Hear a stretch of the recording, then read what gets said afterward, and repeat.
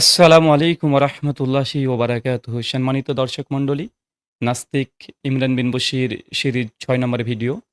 আপনারা ইতিপূর্বে একজন মুসলিম নারীর সঙ্গে তার কথোপকথন প্রায় ৩০ মিনিট ধরে তিনি আলোচনা করেছেন।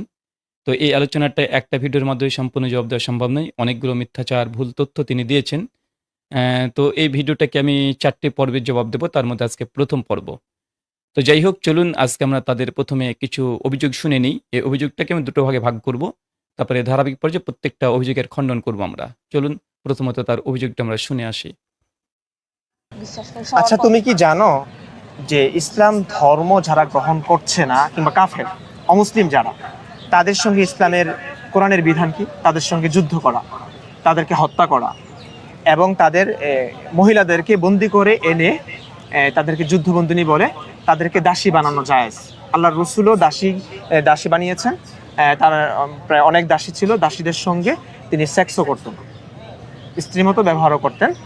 তো এই যে অমুসলিম যারা আছে, যারা হয়তো ইসলামের সত্যতা বুঝতে পারে নাই কিংবা তাদের যুক্তিতে ইসলাম ধর্মটা সত্য বলে মনে হয় নাই, তাদেরকে আমরা না বুঝিয়ে, যুক্তির আলোকে না বুঝিয়ে তাদেরকে আমরা মারছি, তাদের সঙ্গে যুদ্ধ করছি, তাদের মহিলাদেরকে বন্দি করে এনে ব্যবহার করছি স্ত্রীদের মতো।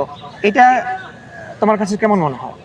এখন যদি হিন্দু ধর্ম তাদের ধর্মটাকে সত্য বলে মনে করছে বলে অন্য ধর্ম তাদের কাছে মিথ্যা, এই জন্য মুসলিমদের সঙ্গে যুদ্ধ করে আমাদের মা বোনদেরকে তারা বন্দি করে নিয়ে যায়, স্ত্রীদের মতো ব্যবহার করে, তোমার কাছে কেমন লাগবে?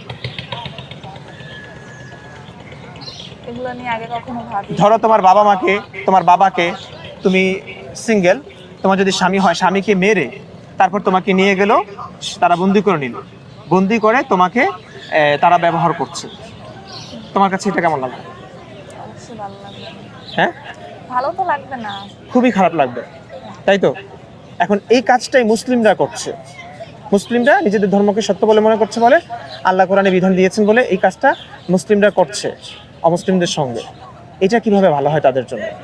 প্রথমে তো অবশ্যই বোঝানোর জন্য কাউকে না কাউকে আল্লাহ পাঠাইছে। যদি না বুঝে তখন হচ্ছে এরকম কিছু না বোঝার কারণে আল্লাহ যদি মহাবিশ্বের স্রষ্টা হন, তিনি যদি কোরআন পাঠিয়ে থাকেন, তাহলে তিনি কি হেদায়েত দিতে পারেন না? যেখানে আচ্ছা, যাই হোক, এটা আলাদা প্রসঙ্গ চলে যাবে, তাকদীরের মাসাইলে চলে যাবে। তার মানে আমরা তার আলোচনা থেকে বেশ কিছু পয়েন্ট আমরা নোট করেছি এবং এই পয়েন্টটাকে আমরা ২ ভাগে ভাগ করে তারপরে আমরা আলোচনা শুরু করব। চলুন আমরা তার আলোচনাগুলোকে আগে শুনে আসি। আমি এই আলোচনাকে ২ ভাগে ভাগ করেছি। তার অভিযোগগুলো আপনারা শুনেছেন। এখানে ভালোভাবে যদি অভিযোগটা শুনেন, তিনি বলতে চাইছেন এভাবে যে অমুসলিম যারা তার ইসলাম গ্রহণ না করলে তাদের সঙ্গে যুদ্ধ করার বিধান ইসলাম দিয়েছে। তাদেরকে হত্যা করতে হবে। যুদ্ধবন্দী নারীদের দাসী বানানো যায়। দাসীদের সাথে সহবাস করা বৈধ। এবং তিনি সমস্ত ৪ পয়েন্টটাকে একটা ভিডিওর মধ্যে নিয়ে এসেছেন, বোঝাতে চেয়েছেন। এবং তিনি ক্যালকুলেশন এটা দিয়েছেন, এটা যারা অমুসলিম তাদের না বুঝিয়ে তাদের মারছি, তাদের সাথে যুদ্ধ করছি, তাদের দাসী বানাচ্ছি। তো এখানে মূল প্রসঙ্গ হচ্ছে এটা যে অমুসলিম তাদেরকে আমরা না বুঝিয়ে আমরা তাদেরকে ইসলাম যদি গ্রহণ না করে তাদেরকে হত্যা করছি বা তাদের সঙ্গে যুদ্ধ করার বিধান ইসলামে দিয়েছে, এটা হচ্ছে এই নাস্তিক অ্যাথিস্টের দাবি। আসলে কি তাই? আসলে কি কোনো অমুসলিমকে আমরা ইসলামে দাওয়াত দেব, আর সেই অমুসলিম যদি দাওয়াত কবুল না করে তাহলে কি আসলে তাকে হত্যা করতে হবে? বা কোনো অমুসলিম যদি ইসলাম গ্রহণ না করে তাকে আমি বুঝালাম না বা আমি বুঝিয়েছি কিন্তু সে আমার যুক্তিকে গ্রহণ করেনি, এই কারণে সে যদি অমুসলিম থাকতেই চাই তাহলে কি তাকে হত্যার বিধান আছে ইসলামে? পরিষ্কার উত্তর হচ্ছে না। এবং এইসব নাস্তিকদেরকে আমাদের মানে খোলা ওপেন চ্যালেঞ্জ, এরা দলিল তথ্য প্রমাণবিহীন তারা এই দাবিগুলো করে থাকে। ইসলামের কোথায় আছে দেখেন, সৌদি কান্ট্রিগুলোতে পৃথিবীতে প্রায় ৫৪ থেকে ৫৬ খানা ইসলামী সংখ্যাগরিষ্ঠ রাষ্ট্র আছে, ওখানে অনেক অমুসলিমরা থাকে, তাদেরকে তো হত্যা করা হয় না। এখানে নাস্তিকের ২ প্রসঙ্গ। একটা হচ্ছে যে মুসলিমরা অমুসলিমদেরকে না বুঝিয়ে অমুসলিমদেরকে হত্যা করার কথা তিনি এখানে দাবি করছেন বা তাদের সঙ্গে যুদ্ধ করার কথা বলছেন। এমন কথা কি কোরআন বা হাদিসে কোনো জায়গা আছে? উত্তর হচ্ছে 100% নেই। যদি সম্ভব হয় এই নাস্তিকগুলো যেন তথ্য প্রমাণগুলো সামনে রেখে বলে যে এই দেখো দেখো অমুসলিমদেরকে আল্লাহ রসুল দাওয়াত না দিয়ে সে অমুসলিম ছিলেন, তাকে হত্যা করেছে, বা কোনো হাদিস দ্বারা তিনি অর্ডার করেছেন যে অমুসলিম যদি ইসলাম গ্রহণ না করে তাকে হত্যা করো, চাই তাকে বোঝানো হোক বা না বোঝানো হোক। চলেন আমরা সংক্ষিপ্ত পরিসরে কোরআন কারীমের হাদিস মুবারকা থেকে কিছু দেখে আসবো। তার মধ্যে দেখেন আজকে যে প্রসঙ্গে আলোচনা করব আমি ৪টে পয়েন্ট নিয়ে এসেছি। ২টো পয়েন্ট, একটা যুদ্ধবন্দীর সঙ্গে দাসী বানানো এবং দাসীর সঙ্গে সহবাস করা, এটা সেকেন্ড ইস্যু। দ্বিতীয় আমরা ভিডিওতে এটা জবাব দেব। প্রথম আজকে যে আলোচনাটা হবে যে অমুসলিমদেরকে কি ইসলাম দাওয়াত দেওয়ার অনুমতি দেয়নি? এবং যদি দাওয়াত ইসলাম দাওয়াতের কথা বলেই থাকে, যদি অমুসলিমরা ইগনোর করে দেয়, ইসলামের সঙ্গে ডিসএগ্রি বা ভিন্ন মত পোষণ করে, তাহলে কি তাকে হত্যা করতে হবে? এটাকে ইসলাম বলেছে? উত্তর না। চলে আমরা কিছু কোরআন বা হাদিস থেকে আমরা সংক্ষিপ্তভাবে দেখে আসি। এটা হচ্ছে কোরআনুল কারীম প্রথম আয়াত, যেটা সূরাতুল নাহাল সূরা 16 আয়াত নম্বর 125। আপনারা সকলেই জানেন, উদু ইলা সাবিলা রাব্বিকা বিল হিকমা। এই আয়াত মানে মাশহুর এবং বিখ্যাত আয়াত, যারা দাওয়াতের ক্ষেত্রে প্রত্যেকটা মুসলিম ব্যবহার করে। এর বাংলা বিশুদ্ধ অনুবাদ কি আছে দেখেন। যারা মুসলিম অমুসলিম মানে অমুসলিম আছে, তাদেরকে দাওয়াত দেওয়ার পদ্ধতি বা তাদেরকে বোঝানোর জন্য আল্লাহ কি পথ অবলম্বন করতে বলেছে একজন মুসলিমকে। তিনি বলছেন, জ্ঞান বুদ্ধি আর উত্তম উপদেশের মাধ্যমে তুমি মানুষকে তোমার প্রতিপালকের পথে আহ্বান জানাও আর লোকেদের সাথে বিতর্ক করো। অনেক নাস্তিক বলে ইসলাম নাকি বিতর্ক করার কোনো কথা বলা নাই, ইসলামে নাকি বিতর্ক করার কোনো কথাই বলে নাই। না, এখানে কোরআন বলছে যে অমুসলিমদের সঙ্গে তুমি বিতর্ক করো। তো বিতর্ক কেমন হবে তার ধরন বলে দিয়েছে। বিতর্ক করো এমন পন্থায় যা অতি উত্তম, মানে অতি উত্তম পন্থায়। খুব সুন্দরভাবে রুলস অ্যান্ড রেগুলেশন সামনে রেখে বিতর্ক করার কথা কোরআনে বলছে, যে অমুসলিমদের সঙ্গে তুমি খুব উত্তম পন্থায় তাদেরকে আল্লাহর পথে আহ্বান করো। আর আল্লাহর পথে আহ্বানে যদি সারা তারা না দিতে চাই, তা যদি ডিবেট করতে চাই, বিতর্ক করতে চাই, তার সঙ্গে তুমি বিতর্ক করো, তবে বিতর্ক হতে হবে উত্তম পন্থায়। এরপর বলছে, তোমাদের প্রতিপালক ভালোভাবে জানেন কে তার পথে ছেড়ে গোমরা হয়ে গেছে আর কে সঠিক পথে আছে, তাও তিনি বেশি জানেন। তার মানে কোরআনের এই একটা আয়াত দিয়ে নাস্তিকদের এই যে পুরো 3 মিনিটের যে ভিডিও খাড়া করেছে, অমুসলিমদেরকে হত্যা করতে হবে, তাদেরকে বোঝানোর দরকার নেই, বা যদি মুসলিম ইসলাম ধর্ম যদি গ্রহণ না করে তাকে হত্যা করতে হবে, তাদেরকে কি হত্যাবিহীন অন্য কোনো পথ খোলা নেই, এসব নাস্তিকরা কি দেখে না কোন আয়াত? তারা কখনো এই আয়াতগুলোকে পেশ করবে না। কেন? তার এই অমুসলিমদের দ্বারা তারা প্রভাবিত হয়ে গেছে। ইন্ডিয়ান কিছু মিডিয়া আছে, এদের দ্বারা প্রভাবিত। কারণ ইন্ডিয়ান মিডিয়াগুলো তো এগুলো প্রচার করছে। ইসলাম পরিষ্কারভাবে বলছে যে অমুসলিমদেরকে তুমি আল্লাহর প্রতি আহ্বান করো একদম জ্ঞান বুদ্ধি মানে উত্তম উপদেশের মাধ্যমে। তারপর যদি ইসলামকে যেটা গ্রহণ করতে না চাই, তাহলে তার সঙ্গে যে ডিবেট করতে হয়, বিতর্ক করতে হয়, বিতর্ক তুমি করো, তবে উত্তম পন্থায় হতে হবে, মাছের বাজারের মতো না।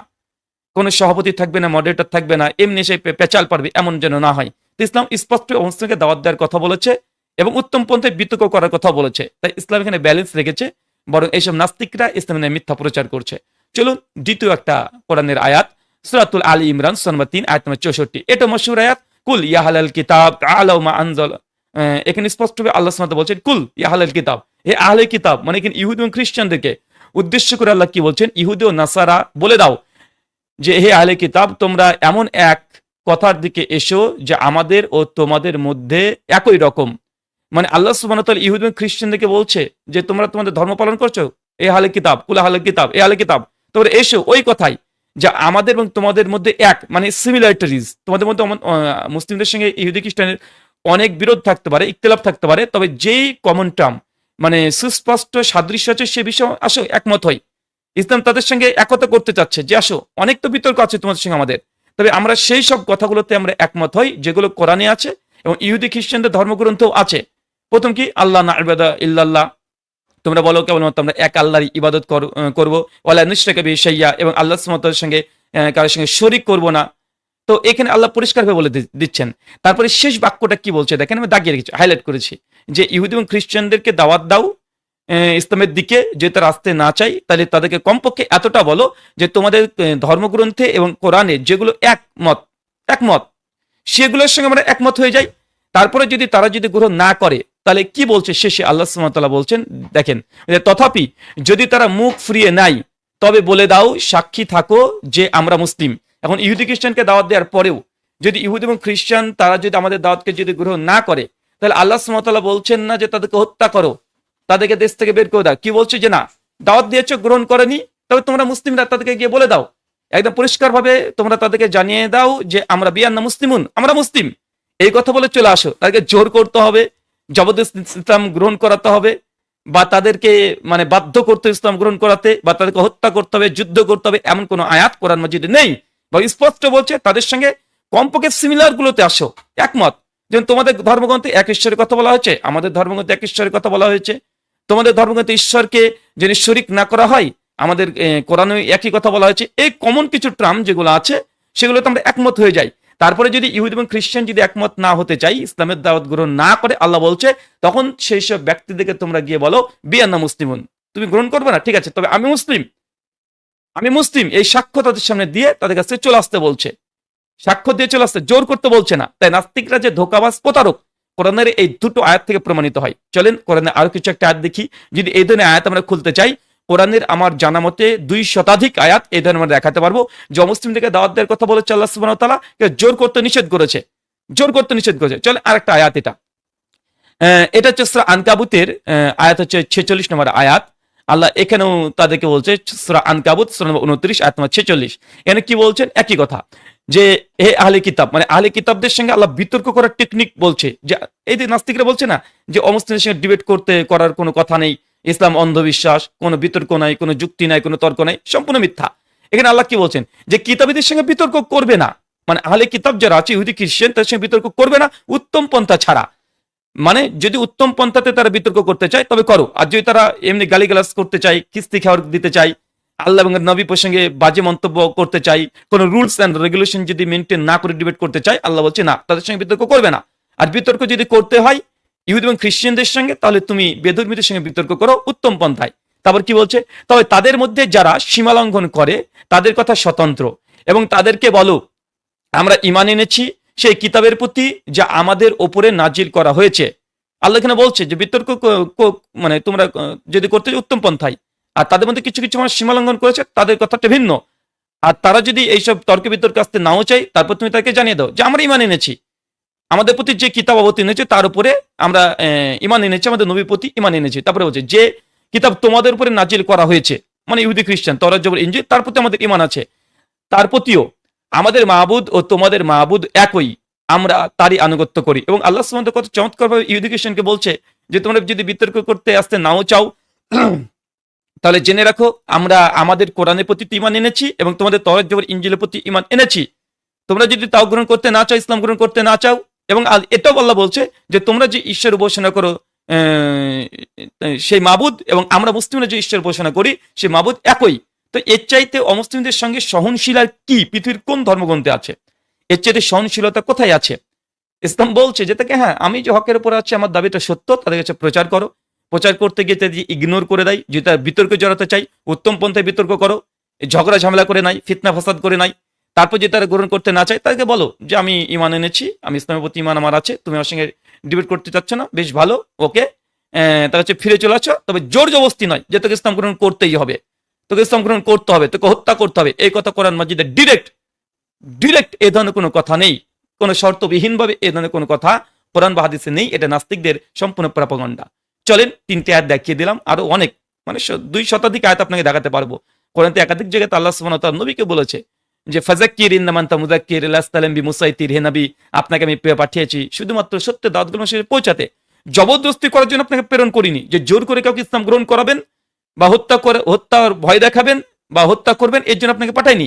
সূরা গাশিয়া 88 আয়াত 20-21, সূরা আল ইমরান আয়াত 20-21, বিভিন্ন জায়গাতে এই ধরনের আয়াত ছড়িয়ে ছিটিয়ে আছে। নবীকে আল্লাহ বারবার সতর্ক করেছে যে আপনি হেদায়েত দেওয়ার মালিক নয়, হেদায়েত একমাত্র আল্লাহ দিতে পারে, আপনার কাজ বালাগুল মুবিন, শুধু সত্যের এই মানে স্পষ্ট জলজলে দাওয়াতগুলো আপনি অমুসলিমদের কাছে প্রচার করেন। গোটা কোরআনটাই অমুসলিমদের কাছে সুন্দরভাবে প্রচার করার জন্য আল্লাহ তাআলা নবীকে তাগিদ দিয়েছেন। কোরআন হচ্ছে পৃষ্ঠে পৃষ্ঠে পেয়ে যাবেন। কেউ নাস্তিকরা কি বলছে কোরআন পড়েছে? চলেন আরেকটা আয়াত আমরা দেখে আসি। এটা হচ্ছে সূরা মুমতাহিনা। এই নাস্তিকদেরকে বলবো দেখে নেন। আর অনেক নাস্তিক বলে যে মক্কাতে ভালো ভালো আয়াত নাজিল হয়েছে, তবে মদিনাতে খুব শক্ত অমুসলিমদের সঙ্গে রূঢ় ব্যবহার করার জন্য বলা হয়েছে। কেন? মক্কাতে মুসলিমরা দুর্বল ছিল আর মদিনাতে মুসলিমরা শক্তিশালী হয়েছিল, তার জন্য মদিনাতে এসে আল্লাহ নবী অনেক কঠোর হয়ে গেছে, তাদের জন্য এই আয়াতগুলো আমি নিয়ে এসেছি। আমি লাইকরা ফিদ্দিন দিতে পারতাম, লাকুম দিনুকুম ওয়ালিয়া দিন এই আয়াত পেশ করতে পারতাম, ইচ্ছে কিন্তু আমি এগুলো দিলাম না। আমি এখানে দিচ্ছি মদিনার যে আয়াতগুলো অবতীর্ণ হয়েছে। চলো সূরা মুমতাহিনা সূরা 60 আয়াত নম্বর 8। আল্লাহ তাআলা কি বলছেন দেখেন, দিনের ব্যাপারে যারা তোমাদের বিরুদ্ধে যুদ্ধ করেনি এবং তোমাদেরকে তোমাদের বাড়ি ঘর থেকে বের করে দেয়নি, তাদের প্রতি সদাই ব্যবহার করতে আল্লাহ, তাদের প্রতি ন্যায় বিচার করতে আল্লাহ তোমাদের নিষেধ করছেন না। নিশ্চয়ই আল্লাহ পরম আল্লাহ সুবহানাহু ওয়া তাআলা ন্যায়পরায়ণদেরকে ভালোবাসেন। তার মানে আল্লাহ সুবহানাহু ওয়া তাআলা বলছেন ওই সমস্ত অমুসলিম যারা মুসলিমদের সঙ্গে বিরোধ করে না, মুসলিমদের বিরুদ্ধে যুদ্ধ করে না, মুসলিমদেরকে দেশ থেকে বের করে দেয় না এবং মুসলিমদের সঙ্গে সহনশীলভাবে চলতে থাকে, হে মুসলিম তোমরা সেই সব অমুসলিম বেধর্মীদের সঙ্গে, অন্য ধর্ম অবলম্বীদের সঙ্গে, হিন্দু খ্রিস্টান নাস্তিক এদের সঙ্গে তোমরা সদ্ব্যবহার করো, ন্যায়পরায়ণতার সঙ্গেই চলো। আল্লাহ তোমাদেরকে এই ন্যায়পরায়ণতা করতে নিষেধ করে না, আল্লাহ ন্যায়পরায়ণদের ভালোবাসেন। কোরআন মাজিদের এই একটা আয়াত গোটা নাস্তিকদের যে অভিযোগ যে অমুসলিমদেরকে পেলেই হত্যা করতে হবে, অমুসলিমকে জোর করে ইসলাম গ্রহণ করাতে হবে, অমুসলিমদেরকে দাওয়াত দিতে হবে, গ্রহণ না করলে তাদের সঙ্গে যুদ্ধ ঘোষণা করতে হবে, জি না, বরং আল্লাহ সুবহানাহু ওয়া তাআলা এখানে অমুসলিমদেরকে দুটো ক্যাটাগরিতে ভাগ করেছে।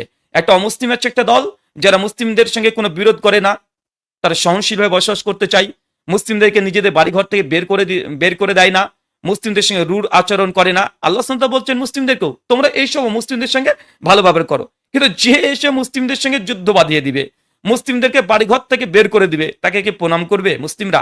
অবশ্যই সেই সময় ডিফেন্স করবে, অবশ্যই। তো এটা এটা মানে মানে পৃথিবীর যে কোনো ল, যে কোনো আইনে এটাই বলা হয়েছে। ইন্ডিয়ান ল বলেন, বাংলাদেশের ল বলেন, সৌদি কুয়েত মানে আমেরিকান যে কোনো, ব্রিটিশ ল দেখেন, যদি কোনো বহিঃশত্রু যদি এসে আমাদের প্রতি আক্রমণ করে আমরা কি করবো রে ভাই? আমরা কি করব? ইন্ডিয়ান আর্মি তাদেরকে প্রতিহত করবে। যদি পাকিস্তানি সৈনিক যদি ভারতবর্ষে যদি অ্যাটাক করে, পাকিস্তানি সৈনিক যদি আর্মিরা এসে যদি ভারতবর্ষকে অ্যাটাক করে, তো ইন্ডিয়ান আর্মি ফোর্স কি করবে? নেভি কি করবে? তারাও ঝাঁপিয়ে পড়বে এবং প্রতিহত করবে। কোরআন তো একথাই বলছে, একথাই বলছে। কিন্তু নাস্তিকদের এইগুলো, এই আয়াতগুলো আপনাকে কখনো দেখাবে না। কেন?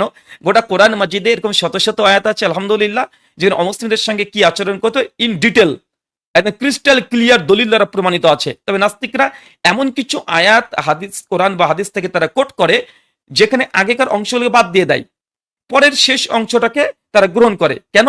কোরআনের দুই ধরনের আয়াতই পাবেন, পড়তে পাবেন যে হ্যাঁ অমুসলিমদের যেখানে পাও হত্যা করো, এই আয়াত তাদের মাশহুর আয়াত।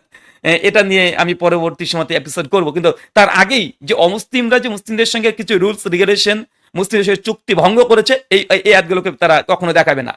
তো যখন ডিফেন্সিভ হচ্ছে, মুসলিমদেরকে যখন লড়াই করার কথা বলছে, তার আগে দু চারটা আয়াত পড়লে দেখতে পাবেন যে সেই সব অমুসলিম যারা ইসলামকে নিয়ে তারা টার্গেট করেছে, মুসলিমদেরকে দেশ থেকে বের করে দেওয়ার টার্গেট করেছে, মুসলিমদের সঙ্গে আগে যুদ্ধ ঘোষণা করেছে, ইসলাম তখনই বলেছে তুমি তাদের সঙ্গে লড়াই করো, তাদের সঙ্গে লড়াই করো।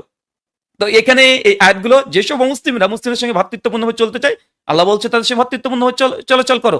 তো এইগুলোকে তারা হজম করে নাই।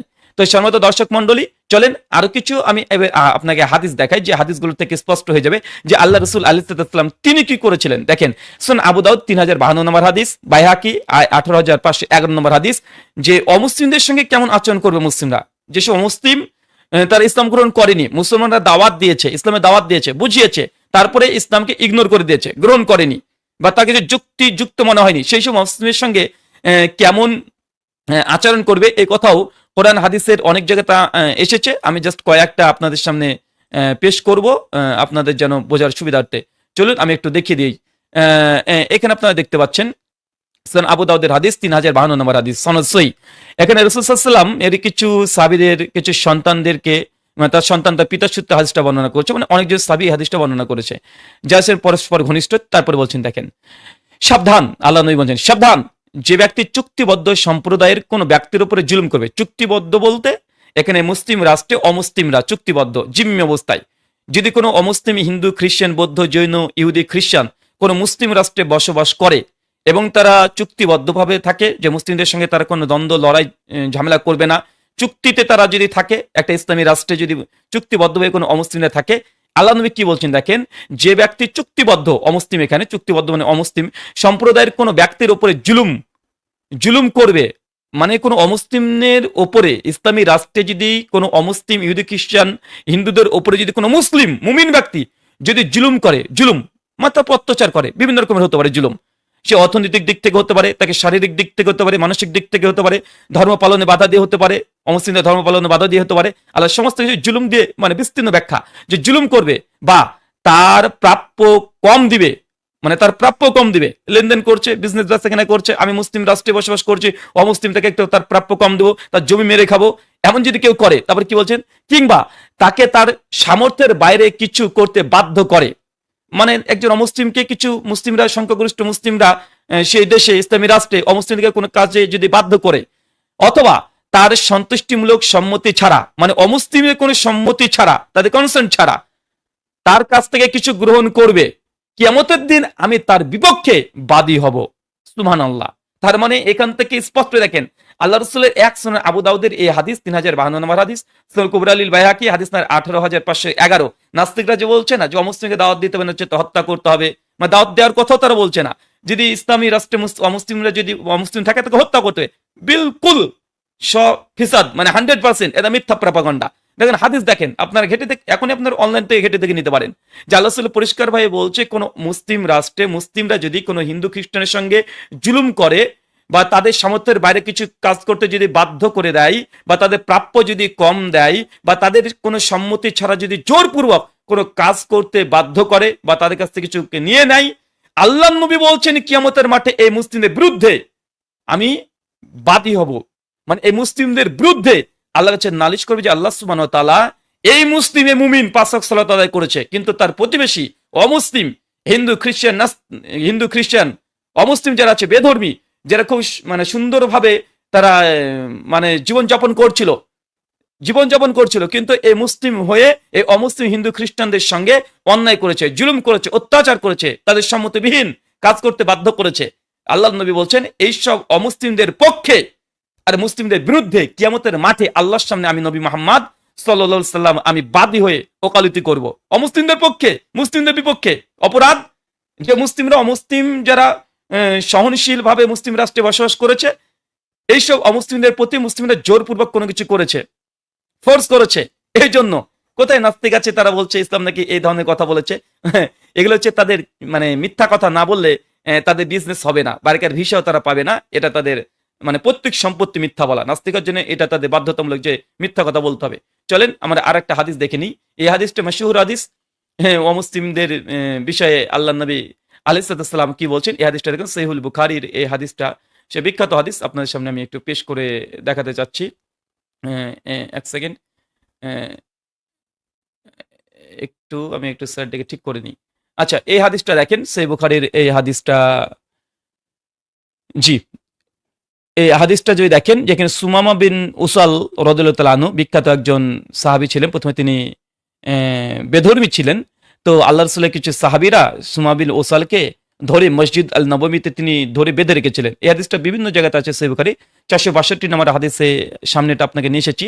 4372 নম্বর হাদিসটা অনেক ইন ডিটেল, মানে কমপক্ষে 2 পৃষ্ঠা ধরে লেখা আছে, সম্পূর্ণটা পড়তে পারেন, সব হাদিস নাম্বারগুলো দিয়েছি। তো সুমামা বিন উসালকে যখন মসজিদ আল নববীতে বেঁধে রেখে দিয়েছে আল্লাহ নবী কিছু সাহাবীরা, আল্লাহ নবী একদিন আসলেন, এসে বলছে সুমামা তোমার কি অবস্থা, তুমি ইসলাম গ্রহণ করো। সুমামা তখন আল্লাহ নবীর এই দাওয়াতকে ইগনোর করে দেয়, ইসলাম গ্রহণ করে না, বরং আল্লাহ নবীকে তিনি হুমকি দেন যে আপনি যদি আমাকে হত্যা করেন তাহলে একজন হত্যাকারীকে আপনি হত্যা করলেন, আপনি যদি আমাকে ছেড়ে দেন তাহলে আপনি একটা ভালো কাজ করলেন।